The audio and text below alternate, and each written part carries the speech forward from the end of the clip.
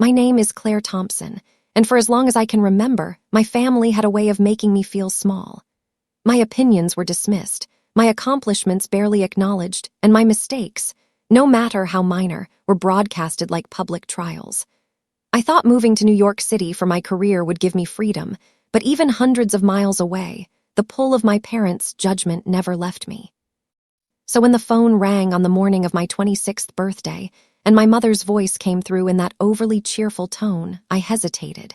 She said, "Claire, we're throwing a birthday dinner for you. Everyone will be there. Your aunts, uncles, cousins, even grandpa. It'll be a real celebration." I paused, staring at the ceiling of my small apartment in Brooklyn. A real celebration? That wasn't how my birthdays worked. Growing up, they were small affairs, full of tension disguised as family warmth. But there was something in her tone, a tightness, a forced happiness, that made me uneasy. Still, the words themselves sounded innocent enough. I didn't want to be cynical. Maybe, just maybe, they were trying to make up for years of distance. I spent the morning getting ready, choosing a simple but elegant dress, and fixing my hair with care. On the subway ride out of the city, I kept rehearsing my words, smiling at the reflection in the train window, telling myself I was prepared for polite conversation and awkward family hugs. I told myself this could be the night we finally patched things up. But deep down, I couldn't shake the feeling that I was walking into something bigger than I could handle. When I finally arrived at my parents' house in Connecticut, my stomach twisted. The driveway was lined with luxury cars I didn't recognize, and the front lawn was perfectly manicured, dotted with decorative lanterns and small floral arrangements that smelled faintly of something imported. The sight of it made my chest tighten. This wasn't casual, it was staged. I opened the front door, and the first thing that hit me was the noise. Laughter, clinking glasses, and murmured conversations filled the entryway. My parents greeted me at the door with wide smiles that didn't reach their eyes. My mother hugged me quickly and whispered, "We're so glad you're here." But there was something cold behind her words. My father shook my hand like a business associate, nodded, and said, "Sit down. Enjoy yourself." The room felt strange, like a theater set. Everyone stopped talking when I walked in, eyes flicking toward me for just a second too long. Cousins I barely remembered from childhood smiled awkwardly, clinging to polite greetings. Aunts and uncles I hadn't seen in years made small talk, but the tension underneath was palpable. No one laughed naturally, no one leaned in genuinely. I realized, too late, that I wasn't walking into a birthday celebration. I was walking into a performance, and I was the unwitting star. As I moved toward the table, my eyes landed on the centerpiece. A cake, white and pristine, decorated with delicate frosting flowers. It was beautiful, almost too perfect. The thought should have warmed me, but instead it made me uneasy. It looked more like a prop than a treat. I felt the weight of the room pressing down on me, the eyes of distant relatives judging every step. I tried to remind myself why I was here. My birthday. Me, Claire. But the longer I looked around, the more I realized that everything, from the perfectly folded napkins to the muted chatter, was designed to impress someone else, not to celebrate me. The dinner table was a stage, and I had no idea what act I had been cast into. Then my father stood. The room went quiet, and I smiled, assuming it was a toast. Maybe, finally, he would say something kind, something heartfelt. "I'd like everyone's attention," he said. I nodded politely, expecting warmth. Instead, the first shiver of fear ran down my spine. His tone was too controlled, too measured. The smile on his face didn't reach his eyes. Something told me that whatever came next wasn't a celebration, it was a reckoning. And I wasn't ready. The room went quiet as my father stood at the head of the table, his glass raised like a general ready to deliver orders. I forced myself to smile, thinking it was a toast. Maybe a brief apology for past misunderstandings. Maybe, just maybe, tonight would finally feel like a birthday. But the air in that house was heavy, and it pressed down on me in a way that made my chest ache. I realized, in a sinking moment, that I had been walking into a theater, and I was the main character in a play I hadn't auditioned for. I looked around at the faces of my relatives. Some of them avoided my gaze, fiddling nervously with their napkins. Others stared openly, eyes sharp and calculating, like they were seeing me for the first time not as Claire, their niece or cousin, but as the girl who had betrayed the family. Every smile was forced, every laugh staged, every gesture calculated. Even my grandparents, the people who once held me in their arms as a child, looked at me as though I were a stranger passing through their carefully curated lives. My mother, standing beside my father, kept glancing at him with what I could only describe as approval, the kind that came from knowing a plan was working perfectly. Her lips were pressed together so tightly it seemed they might crack. I felt a cold shiver travel down my spine. There was no warmth in this room, not even for me. I sat at the table, placing my hands in my lap, trying not to fidget. The food had been served in perfect portions, the plates gleaming under the chandelier. It was beautiful, almost absurdly so. But I didn't eat. I couldn't. My stomach was tied in knots, my heart pounding with a mix of anticipation and fear. Something was coming, I knew, but I didn't yet know what. Small talk started again, fragile and polite, like a string about to snap. My cousins asked about my work in New York. I answered carefully, keeping it short. My uncle smiled at me, but it didn't reach his eyes. "We're proud of you," he said in a tone that suggested the exact opposite. I caught snippets of conversation behind my back. My parents were whispering with relatives I hadn't seen in years, leaning close and speaking in hushed tones. I tried to ignore it, but my ears burned with curiosity and dread. I didn't know what they were saying, but whatever it wasn't good for me. Then I noticed the photographer in the corner, snapping photos as if I were about to walk the red carpet. My birthday was supposed to be private, intimate. But this wasn't a celebration, it was documentation. Every awkward smile, every polite laugh, every blink of surprise, they were capturing it. And somehow I knew it wasn't to preserve memories for me, it was to preserve evidence. The tension in the room grew thicker with every passing second. I felt eyes on me from all directions, weighing me, judging me, cataloging every detail of my presence. My chest tightened. My palms began to sweat. I realized that the entire evening wasn't about me, it was about them. About control. About demonstrating who held the power. And then it hit me, the cake. My beautiful, perfect cake sat at the end of the table, untouched like a silent warning. I should have read the signs then. The too perfect icing, the pristine flowers, the way it gleamed under the light. It wasn't meant to celebrate me. It was meant to mark the occasion, a prop in the scene they were carefully orchestrating. I forced a smile, hopping to blend in, to act normal. But deep down, I felt my excitement from the drive dissolve completely, replaced by a cold knot of fear and suspicion. My parents had arranged this entire gathering for a purpose, and I had no idea what that purpose was, yet I felt its shadow looming over me, dark and inevitable. Then my father cleared his throat. The room went completely silent. I could hear my own heartbeat echoing in my ears. My stomach dropped. Every instinct screamed at me to leave, to run, to escape before whatever they had planned came crashing down. I smiled weakly, trying to convince myself I was imagining it. Maybe it was just nerves. Maybe they really did want to celebrate me. But my gut told me otherwise. And that gut feeling, I would soon learn, never lied. The silence in the room was suffocating. My father raised his glass and everyone's attention snapped to him. My chest tightened. My throat went dry. I tried to force a smile, reminding myself that this was just a toast, just words. Birthdays are about happiness, aren't they? Or at least that's what I wanted to believe. "I'd like everyone's attention," he said. His voice was calm, too practiced. My stomach dropped. There was a cold precision in the way he spoke, like he was about to deliver a verdict rather than celebrate my birthday. "Claire," he continued, looking directly at me, "we've brought everyone together tonight for a special occasion." I nodded politely, my hands gripping the edge of the table. My mother leaned slightly forward, her lips pressed in a thin line, her eyes locked on mine. I could feel her watching me react, waiting. "Not to celebrate your accomplishments," he said, his tone almost clinical, "but to clarify something for the family, something important." A knot formed in my stomach. I swallowed hard. I had no idea what was coming, but I knew it wouldn't be good. My cousins shifted uncomfortably, looking at each other, unsure of whether to smile, laugh, or pretend nothing was happening. Everyone was waiting for the storm I felt crawling toward me.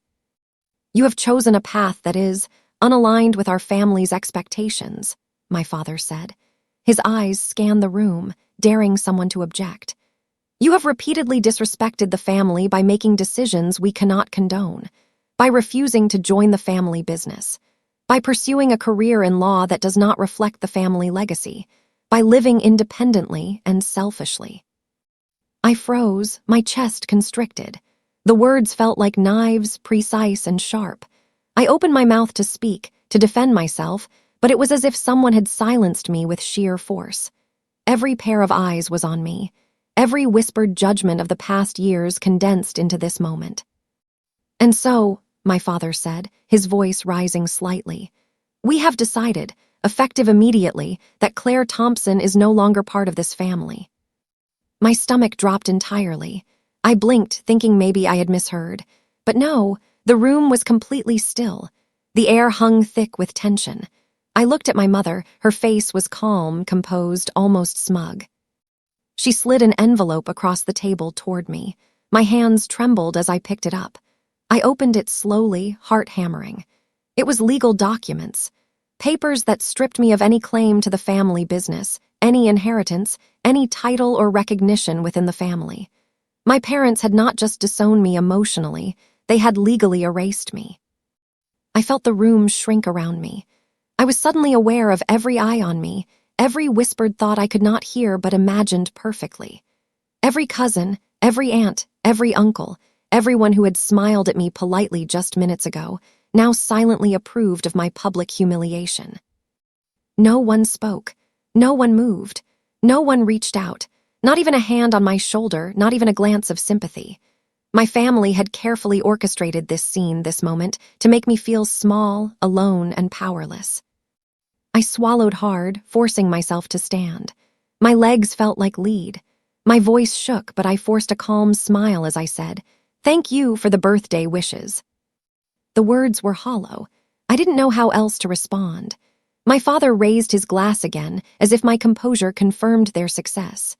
The photographer clicked away, capturing my forced smile, my humiliation frozen in time for the family album. I got up, grabbed my coat, and walked out of the house. I could hear faint whispers behind me, probably congratulations disguised as concern, judgment wrapped in politeness. But I didn't turn around. I didn't look back. Outside, the cold air hit me like a shock. I inhaled sharply, letting it fill my lungs and push away some of the burning shame. I sat in my car, hands trembling on the steering wheel, staring at the driveway that had once symbolized home. That night, I realized something vital. My family didn't want me there, not for me. They wanted a spectacle. And yet, in that moment of devastation, a spark flickered. A small, stubborn flame. They thought they had stripped me of everything, but they didn't know me as well as they believed. They didn't know that this night, this cruelty, would be the moment that would change the rest of my life. I drove away, the city lights welcoming me back into a world where I was free from their judgment. If only I had the courage to reclaim my own power. The night I left my parents' house, I didn't go home. I drove aimlessly for hours, the city lights of New York offering no comfort. My hands gripped the steering wheel so tightly my knuckles turned white, but I didn't care. For the first time in my life, I had nowhere to go and no one to turn to. I ended up at a rest stop, too exhausted to drive any further. I sat in my car, staring out at the empty parking lot and let the tears I had held back all evening finally fall. I had always been the good girl, the one who smiled, who tried to please, who bent herself to fit into their rigid expectations. And now, I was erased, forgotten, publicly humiliated by the people I had trusted most in the world. The irony wasn't lost on me. My parents had spent years telling me I owed them my loyalty, my obedience, my entire self. And tonight, after their meticulously planned dinner, after the legal papers had been slid across the table like a judge's verdict, I owed them nothing. Not even grief, at least not the kind they expected. For hours, I sat there, staring at the asphalt, the hum of passing trucks filling the silence. The world moved on outside, indifferent to my collapse, and I realized something. The world doesn't care about your pain until you show its strength, and I had none at that moment. The next few days were worse. I returned to my small apartment in Brooklyn, but it felt alien now. Every corner, every picture, every memory of my childhood reminded me that my parents had not just disowned me. They had rewritten my life as if I had never mattered. Emails went unanswered, phone calls were ignored, and relatives who had smiled at me during dinner now avoided me entirely. Rumors spread quickly. According to my parents, I was unstable, rebellious, ungrateful. Friends and distant cousins who had once treated me kindly now whispered behind my back. I wasn't just a daughter or a niece anymore, I was a cautionary tale. The family had successfully painted me as the villain of my own life. I remember sitting on my couch one night, staring at the walls, thinking that maybe they were right. Maybe I had failed them. Maybe I had no place in the world outside of the family they had built. I felt small, fragile, like a paper doll caught in a storm. I considered giving up, letting the humiliation consume me, letting the whispers define me. And yet, somewhere deep inside, a stubborn flame refused to die. I thought back to my childhood, to the few moments my parents had unknowingly shown me who I really was. Not the obedient daughter, not the compliant niece, but someone smart, capable, someone who saw the world clearly, even if they didn't like what she saw. And that knowledge, buried for years under guilt and fear, began to resurface. I remembered my father's real estate business, the family's finances, the small things I had noticed while interning there years ago, the invoices that didn't add up, the shell companies, the suspicious transfers of money. Back then, I didn't understand the magnitude of it, but now I realized my parents had secrets. Big secrets. Secrets that they had kept hidden because I had been too young, too inexperienced, too timid to notice. And suddenly, the humiliation shifted from pain to anger. Not reckless anger, the kind that screams and breaks things, but the kind that makes you steady, sharp, and determined. If they thought this public disowning would destroy me, they had underestimated one thing. I knew too much. I didn't cry that night. I didn't yell. I simply sat in silence, letting the weight of the betrayal settle. But beneath that weight, I felt something else, a seed of purpose. They had taken my family from me. They had tried to destroy my reputation. But they hadn't taken my mind, my resolve, or my ability to see the truth. And that, I realized, was the beginning. By the next morning, I had made a decision. I wouldn't fight them in the open, not yet. I wouldn't beg, plead, or demand acknowledgement. I would let the truth build quietly, carefully, and then I would reclaim my life, not with theatrics, but with strategy. They had orchestrated a public execution of my reputation. I would orchestrate a quiet reckoning of their lies. The world thought I was broken, but they didn't know I was just getting started. After weeks of sitting in my apartment, staring at the walls, replaying that night over and over in my mind, I realized something. Anger without action was pointless. Humiliation had power over me only if I let it, and I refused to let it. I started remembering things I'd witnessed years ago while interning at my father's real estate firm. It had been a brief stint, a few months in the summers between college semesters. I was young, eager, and naive. But even then, certain things had felt off. The invoices that didn't add up, the shell companies tucked behind legitimate contracts, transfers of large sums of money that were never accounted for. Back then, I had dismissed them as complicated corporate procedures. Now, with a clear mind and a burning sense of betrayal, I revisited every memory, every email I had saved, every document I had copied out of curiosity. Patterns emerged. I realized my parents weren't just ruthless, they were careless. They thought they were invisible, untouchable, and clever enough to hide their tracks from everyone. I pulled out a folder of old bank statements, contracts, and internal emails I had tucked away in a drawer. My pulse quickened as I connected the dots. My parents had been skimming money from their investors, using fake contractors to siphon funds, and laundering cash through one of the shell companies I had noticed years ago. They were building an empire on lies, fraud, and secrecy, and they were arrogant enough to think no one could ever prove it. For the first time since that birthday dinner, I felt a spark of control. Knowledge is power, I reminded myself. They had publicly humiliated me, stripped me of my inheritance, and attempted to erase me from the family narrative. But they had forgotten one thing: I had seen too much. I knew their secrets, and I had the evidence tucked away quietly, like a weapon waiting for the right moment. I began cataloging everything meticulously: emails, bank statements, contract discrepancies, every suspicious transfer, every misreported invoice. I made copies, organized them in folders on my laptop, and even hid printed documents in a safe place. I felt like a detective piecing together a case that the world didn't even know existed.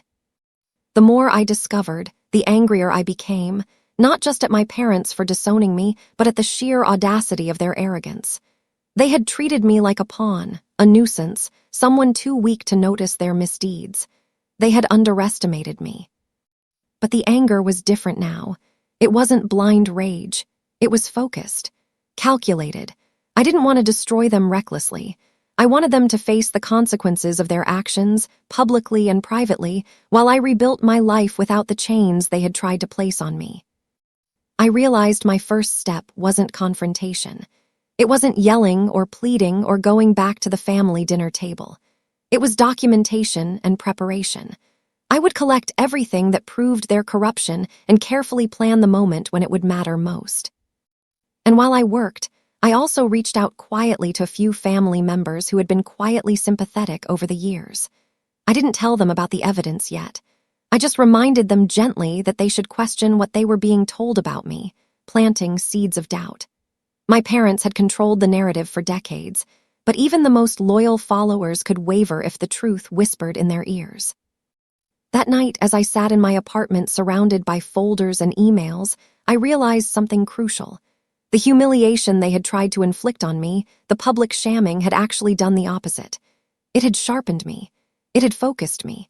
It had reminded me that I had power they had forgotten I possessed. Not money, not influence, but knowledge. Knowledge that could topple their carefully built empire. For the first time in months, I slept without crying, without the weight of despair pressing on me. I felt alive, ready, and more dangerous than they could ever imagine. They thought they had erased me. They thought they had silenced me. But in their arrogance, they had created the person capable of bringing them down. And now I was ready to begin. I had spent weeks gathering evidence, cataloging emails, invoices, contracts, every paper trail my parents thought had vanished into oblivion.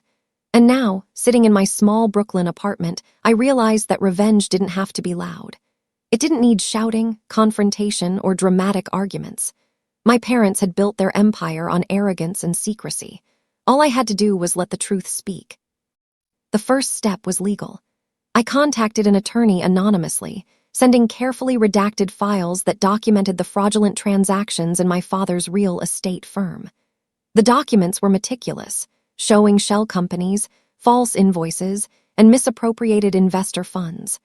I included everything I remembered from my internship and every document I had quietly saved over the years. Then came the federal authorities. I didn't go in person. I didn't make phone calls from my own line. I sent secure emails and uploaded documents through encrypted channels. My parents had been careful, but they weren't careful enough, and I was careful enough to stay invisible. I also took a subtler route, reaching out to family members quietly. Not all, not yet. Just a few distant relatives I knew had always been sympathetic, who had whispered privately about how harsh my parents could be. I sent them small hints, gently pointing out discrepancies they might have noticed but ignored. I didn't explain, didn't argue. I let questions start to bubble in their minds. It was slow, almost imperceptible, but effective.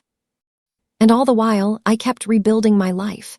I threw myself into my work, kept friendships close, and slowly reclaimed the sense of self that my parents had tried to strip away. But in the back of my mind, I watched and waited, calculating every move, planning every detail.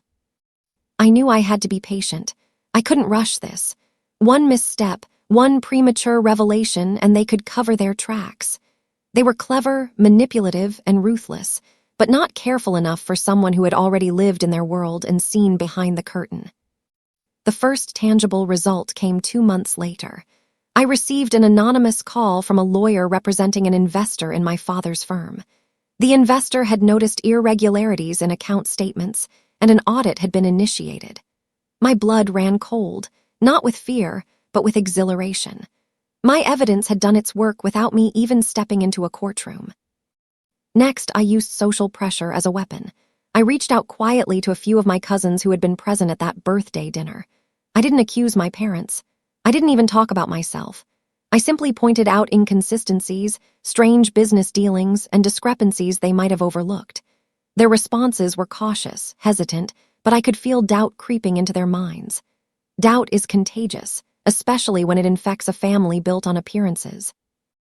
I even went further, carefully leaking minor financial discrepancies to a journalist I knew was looking into real estate fraud in our state. I didn't put my name anywhere. I didn't take credit, but the story began to build, quietly, publicly. Little by little, the walls my parents had built around themselves were cracking. And all of this happened without me ever confronting them directly. They didn't know I was orchestrating their unraveling. They were confident, arrogant, thinking they had eliminated me. They thought the world had forgotten me, but I was everywhere, quietly, invisibly, strategically. I would never forgive them, not truly, but I realized revenge wasn't about anger anymore. It was about justice and reclaiming control, and I could feel it. The tide was turning. The same people who had applauded at my humiliation were now starting to question what had really happened that night. I was no longer the powerless daughter sitting in the shadows of my parents' house. I was the storm building quietly, invisibly, preparing to make them face the consequences of their own cruelty. And when that moment came, I would not just reclaim my dignity, I would ensure the world knew the truth about who they really were. It started quietly at first. Phone calls from contractors who hadn't been paid, rumors of audits circulating through the real estate community. My parents were meticulous about appearances, so they tried to mask the cracks, but cracks always widen when someone knows where to push. I stayed out of sight, watching, listening, and letting the pieces fall into place. The first news came in an article that appeared in a local real estate journal, small, almost innocuous to anyone who didn't know the context. "Financial irregularities in Thompson Enterprises under review," the headline read. My father's carefully cultivated reputation for success and integrity was suddenly under scrutiny. When he called me, my heart skipped, not because I feared him, because he didn't know it was me. I listened from a number I knew he wouldn't trace back. His voice was sharp, defensive, tinged with panic. "Claire," he said, though he didn't know it was me, "I don't know what's going on with these auditors. Everything is fine. This is just a misunderstanding." I smiled quietly to myself. Misunderstanding. That was one word for years of embezzlement, falsified invoices, and fraudulent accounts. Misunderstanding. Then came the lawsuits. Contractors who hadn't been paid for months started filing claims. Investors who had noticed missing funds began sending attorneys to demand accountability. Each letter, each filing, each public notice of investigation was another hammer hitting the house of cards my parents had built. And I watched, quietly, as their pristine reputation, the one they had spent decades crafting, began to crumble. Family gatherings became tense. My aunts and uncles who had once applauded at my humiliation began whispering behind closed doors. Questions emerged, questions my parents could no longer control. My cousins, some of whom had silently admired me, began asking subtle questions about the irregularities they had noticed but dismissed. Doubt had taken root, and once it does, it spreads. I didn't confront them. I didn't need to. They were unraveling on their own. The walls they had built to protect themselves were now transparent, and the world was starting to see what I had always known. The public humiliation they had inflicted on me was now mirrored in their professional and social life. Invitations to social events disappeared. Friends and business partners who once praised them publicly began distancing themselves quietly. The family that had once seemed untouchable now found itself isolated, vulnerable, and exposed. One evening, I watched from my apartment as my mother received a call. I couldn't hear the details, but the way she gripped the receiver, her knuckles white, her eyes darting anxiously, told me everything. She was afraid. Not of me, not yet, but of the consequences they had spent years avoiding. And then the icing on the cake. A small piece of investigative reporting went viral locally. Thompson Enterprises, family secrets and financial scandal, the headline screamed. For the first time, their reputation wasn't just cracking quietly, it was publicly exposed. Friends, neighbors, distant relatives, even former employees were talking. The whispers I had started months ago, quietly planting seeds of doubt, had grown into a storm. I realized, as I sat back in my chair, that the power of truth was stronger than I had ever imagined. My parents had built their lives on illusion, manipulation, and appearances. They had disowned me, thinking I was powerless, naive, and irrelevant. And now, it was those illusions that were destroying them. I didn't feel joy, not exactly. This wasn't a victory parade. This was justice, the natural consequence of arrogance, secrecy, and cruelty.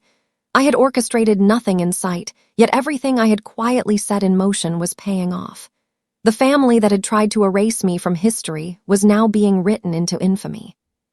For the first time in months, I felt a calm sense of satisfaction. I hadn't yelled, I hadn't fought, I hadn't begged. I had stayed silent, collected, and focused, and the world had finally started to see the truth. The family dinner, the public disowning, the humiliation, it had all led to this moment.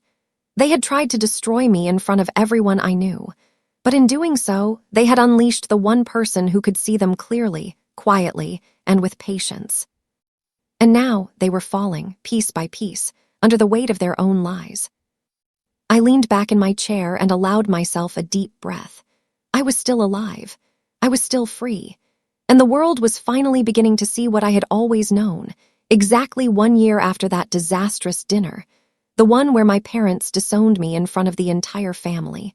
I celebrated my birthday for the first time on my own terms. No white tablecloths, no carefully orchestrated smiles, no distant relatives whispering behind my back. Just me, my closest friends, and a tiny apartment I had turned into a cozy haven. Candles flickered on a simple chocolate cake I had baked myself, and for the first time in my life, I didn't feel the weight of judgment pressing down on me. The truth was out. My parents' empire had crumbled, their business frozen, their fraudulent dealings exposed. Contractors were paid. Investors had their claims returned. Friends and family who had once turned a blind eye now whispered not about me, but about them. And yet, through it all, I remained completely invisible to them, the quiet hand behind the scenes, the one who had orchestrated justice without confrontation, without anger-fueled mistakes, without ever letting them know I was there. I poured myself a glass of wine and raised it, silently, to myself. Not to celebrate revenge, because that was never the goal. I raised it to survival, to resilience, to the fact that I had not only endured, but thrived in the aftermath of the cruelty meant to destroy me. For months afterward, I had received tentative messages from some relatives, hints that they now questioned my parents' narrative. Some even apologized subtly, as if testing the waters. I ignored most of them. My parents themselves reached out once, not to apologize, but to ask for help navigating the aftermath of the legal fallout. They wanted me to fix the chaos I had helped uncover. I didn't respond.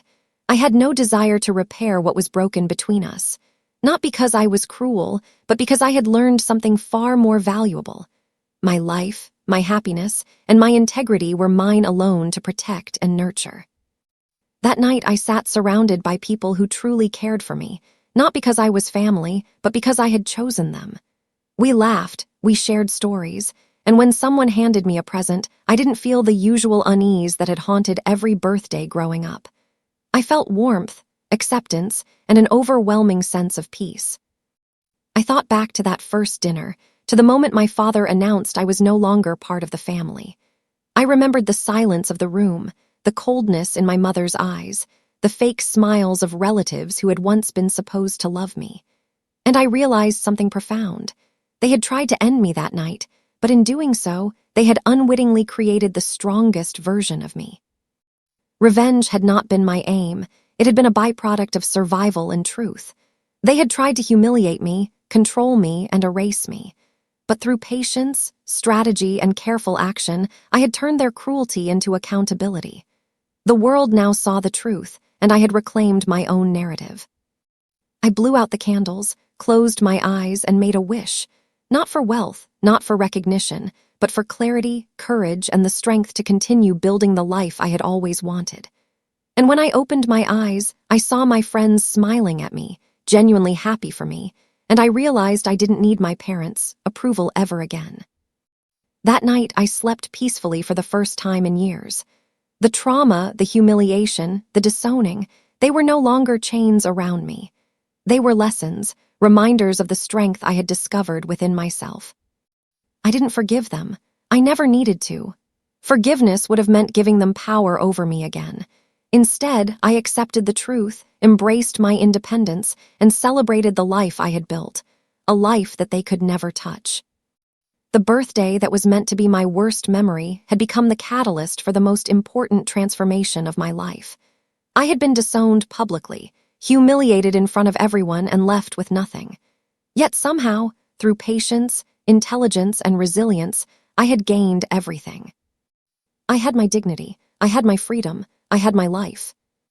And that, finally, was mine to celebrate.